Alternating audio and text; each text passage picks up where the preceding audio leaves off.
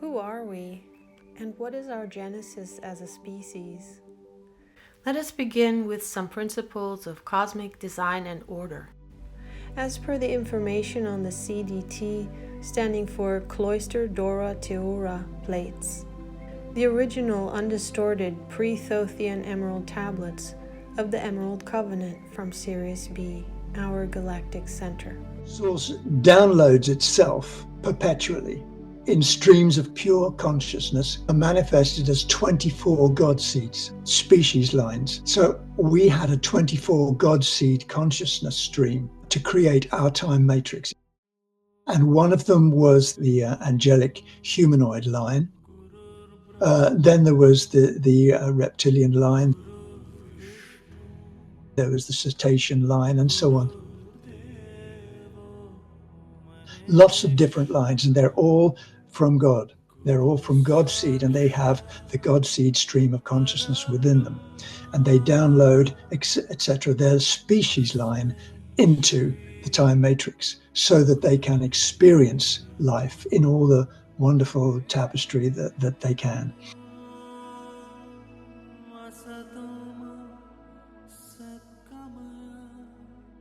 However, there is no inter-reaction between them.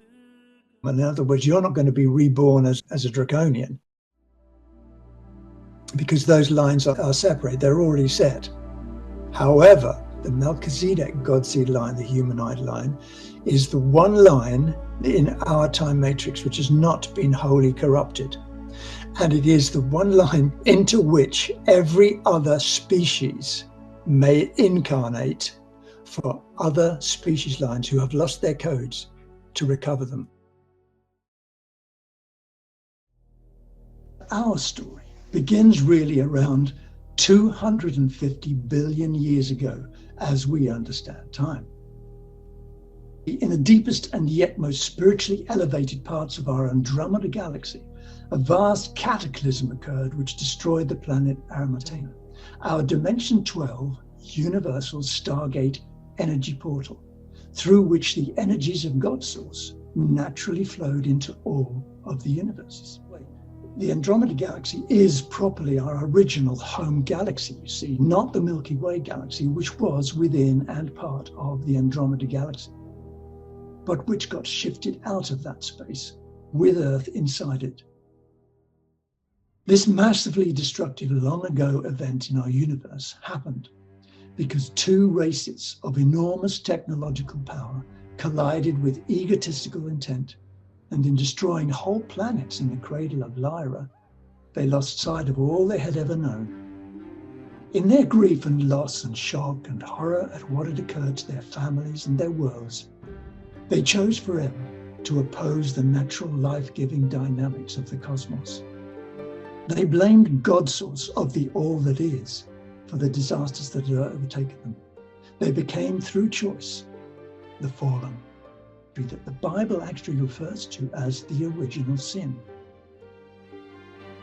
The fallen chose to oppose the universal Christos. This Christos is the energetic force that holds eternally all of eternal life within our time matrix of universes. And both races of these fallen angels embarked upon a determined search for the ways in which they could control all that is and to eliminate all of what went before in the form of that natural, intelligent design.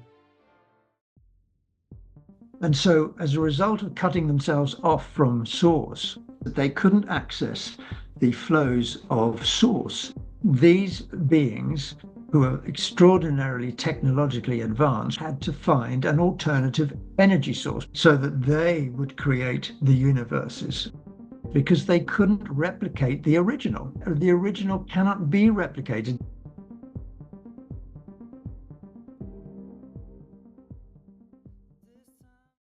A particle of pure consciousness manifests. It is called a particle. It's antimatter and it's matter. It's omnipolar and it's polar. It's light and it's sound. It's everything. Out of the particle pure consciousness comes the sound magnetic feminine. The particles of the electric masculine light. Oscillation comes out of the feminine. out of the sound. It's electromagnetism. Sound is the glue that holds matter together. So sound comes first. Light is actually sound, but just in a different frequency resonance.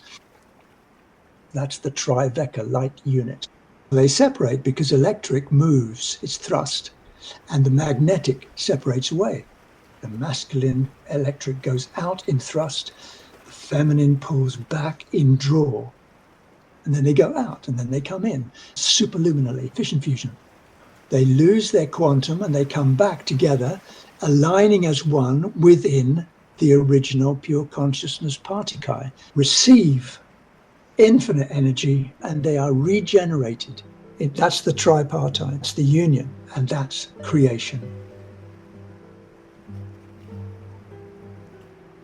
And out of that union, then comes the Kryst code,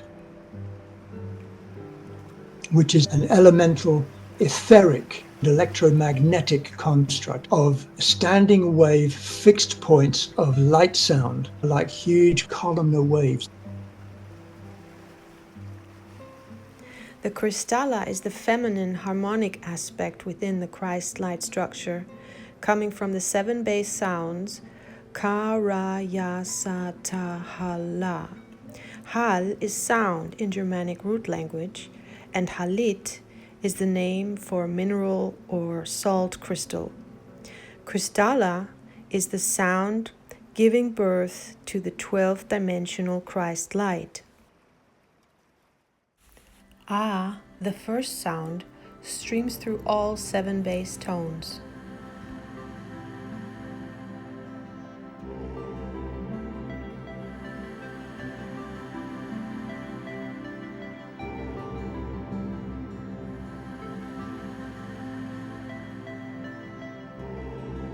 This reflects in the Unasai as the particum, the part I see hum, coming out of the part I see I, the iris, black hole, formless, still, pure consciousness. The Ein in the Ein Sof hour of ancient Hebrew tradition, pointing to the iris in the eye or sun of Sophia, the feminine creating aspect of our universe. The part I see hum being Hala, first sound, fluid in-breath, magnet, the Magi Maha network holding all structure together, bringing forth the part I see Ka, the 12D Christ, first light structure, also known as the body of Christ, the out-breath electric, L, the base elements in right angle or correct alignment, and Ek or Ak, the undivided soul or light, and breath.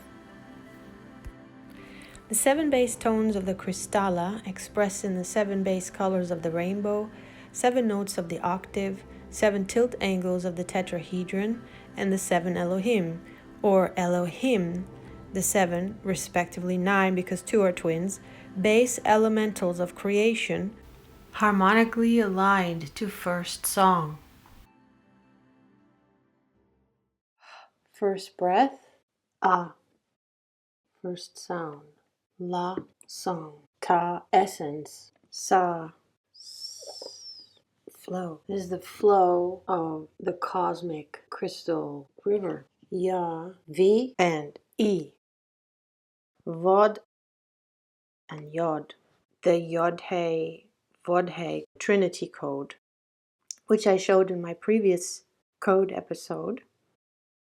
E, identity. I, self, life forms. Ra, unity consciousness. One soul, Re. And Ka, power.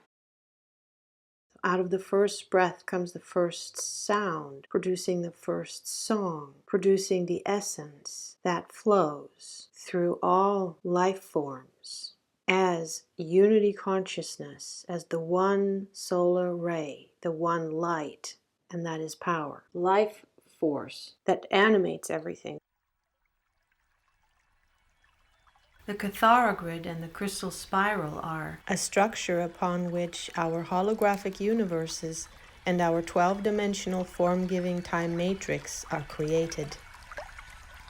the primary spiral that emerges from source and carries the original creation encryption of the Kryst code, and it is generated by the Cathara grid, and it facilitates expansion into creation and our ultimate reintegration back to source.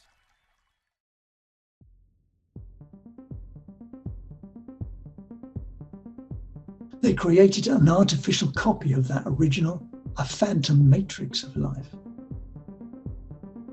So they had to figure out a series of artificial mechanisms which would allow them to steal the energy of source, to suck it out of the spirals that were going through our whole system for storing, releasing, transmitting energy, which could be controlled exclusively by the fallen.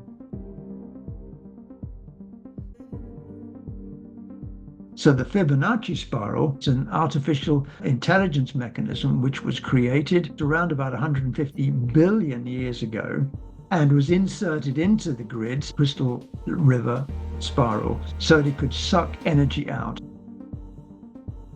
Even though the variance is relatively subtle to the eye, the fundamental difference is that the crystal spiral stays connected to source as it spirals out, while the Fibonacci doesn't. And other mechanisms which are connected, like, for example, the Vesica Pisces is actually a reversed light field sequence, and it can't connect to the central core of energy where the Triveca light unit does. A closed loop system, like our economic system, is a closed loop debt system. So you can't break out of it. It doesn't regenerate itself. It eventually has to die. And then what happens historically? There's a war or a revolution. And then the whole thing starts again. That is the answer to the closed loop.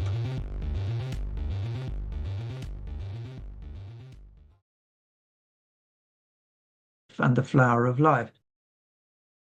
Well, there are two flowers of life. One is the natural one, and one is the unnatural one. The Metatronic flower of life activates and receives energy in minimal amounts. That energy can be taken from it if you know how. Lord Metatron knows how that was created.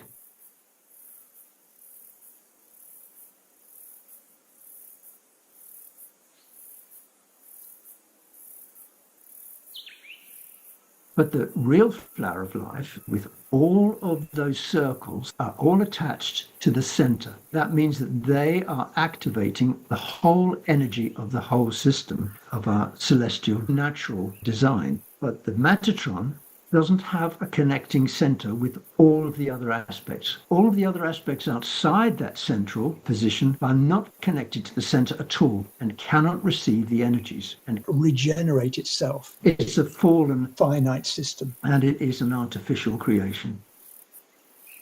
Those mechanisms work brilliantly in a fallen, distorted world. It's just that they aren't natural and they aren't expansive, and they don't lead to the consciousness re-evolution of souls.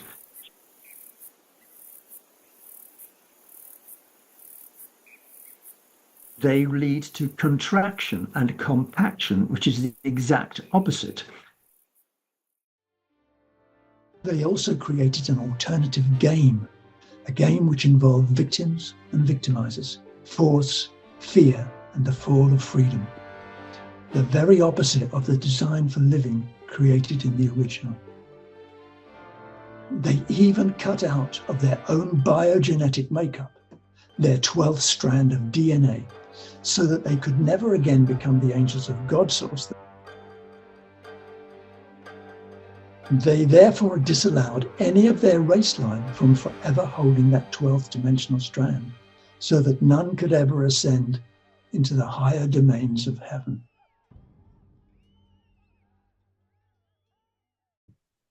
Those beings who controlled the distorted universes have lost their seed atom.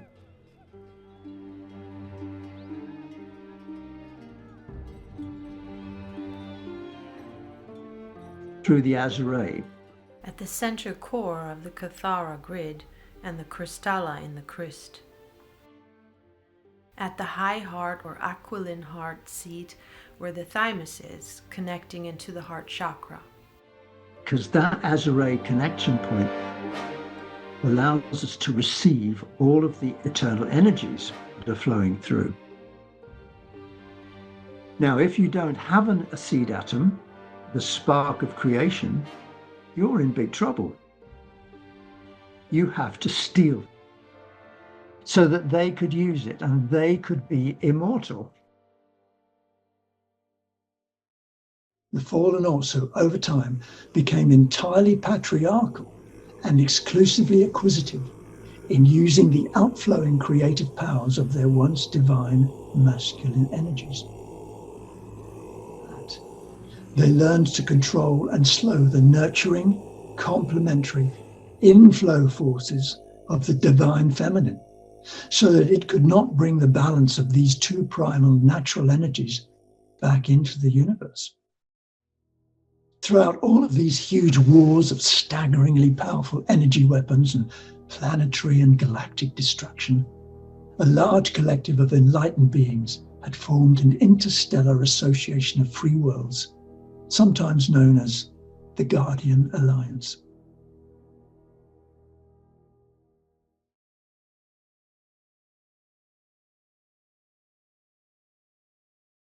This galactic realm was formed as a galactic womb for all life to enter into a fractal pathway. Like the universal mother incarnated as the Milky Way galaxy because it's the nurturing of the mother's milk. Every star system in our galaxy is actually a galaxy that has integrated itself into a very fractalized, compressed expression of life and incarnated as a stellar being. Every single star system out there is a unique being. All of the stars in our galaxy, which is a representation of all of the physical light in the universe, and condense that all into one single star. That is our sun. Then it came to bringing everything into a unified expression on one planet. Cetus and Mother Sophia, which you know as Earth, are different aspects of the same being, and the Milky Way galaxy, and then it goes through to the Universal Mother. Now, our planet is a fractal of the solar system. Our solar system is a fractal of the galaxy, and our galaxy is a fractal of the entire cosmos. That is a massive amount of compression. 600 million years ago, the Guardian Alliance decided that they would create a unique and spiritually elevated race line of beings whose task would be to bring order out of the chaos and the remembrance of universal love and oneness, to dissolve the hatred and fear, the sense of loss, and the despair. These new beings were known as the Turinosiums, born from the Orifim genome.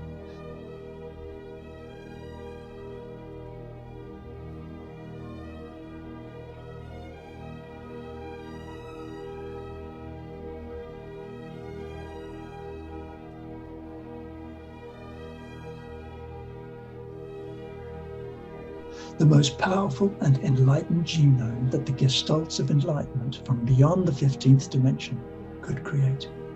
These Turinosium beings carried either the Emerald Sun or the Diamond Sun genome. We were seeded with between 12 and 48 strands of DNA.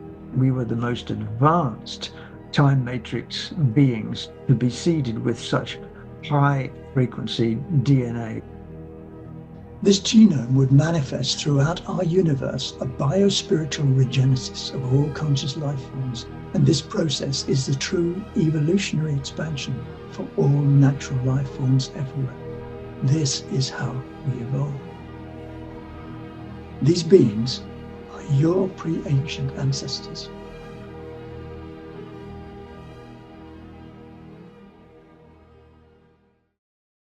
And to create the one avatar. When we were seeded here 30 million years ago as angelic Tyrannusium human. We're full universal fractal avatars. Which is more whole, which is more complete than other species. All other incarnational avatars are partial fractal.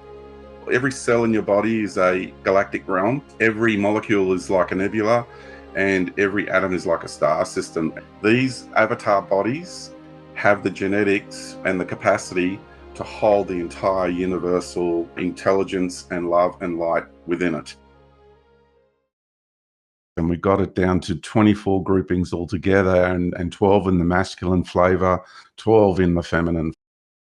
24 different extraterrestrial civilizations that make up our genome, and that's unique to Earth.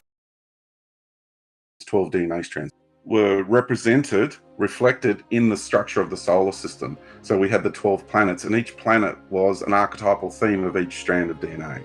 And that's where that Council of 13 comes from. Ambassadors and representatives for each genetic grouping.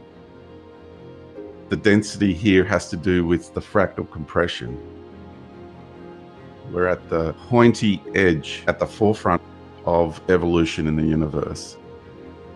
We are the most advanced avatar in the universe. Out of all planetary incarnational avatar species anywhere in the cosmos, Earth humans have the most powerful intention.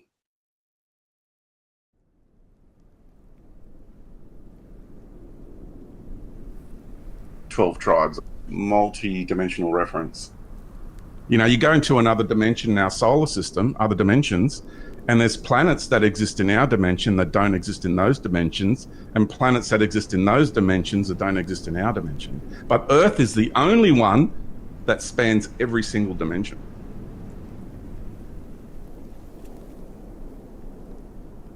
And all of the energy of the entire cosmos is streaming in onto our planet and into us. Each of us has a self, an identity within the next harmonic universe, which is dimensions 4, 5, and 6, and into the next one after that, which is 7, 8, and 9, the next one after that, which is 10, 11, and 12, and then we go beyond the matter systems and into the primal light and the gaseous light and the pure consciousness. And they are all connected to us, and we are connected to each one of them.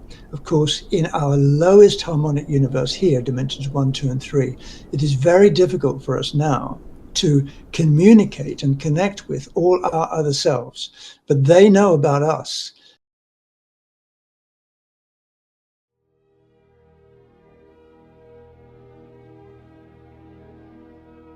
Process whereby the DNA collects more and more energetic dimensional frequency within its strands. In doing so, helps to prepare the physical body to hold progressively more and more dimensionalized frequency, and to ascend the dimensions until eventually, when each soul being is ready, it has accreted all the dimensional frequencies of all 12 matter dimensions of our universe. As it does so, it expands its conscious awareness of self. And the more DNA we have assembled, the higher and more aware is our consciousness.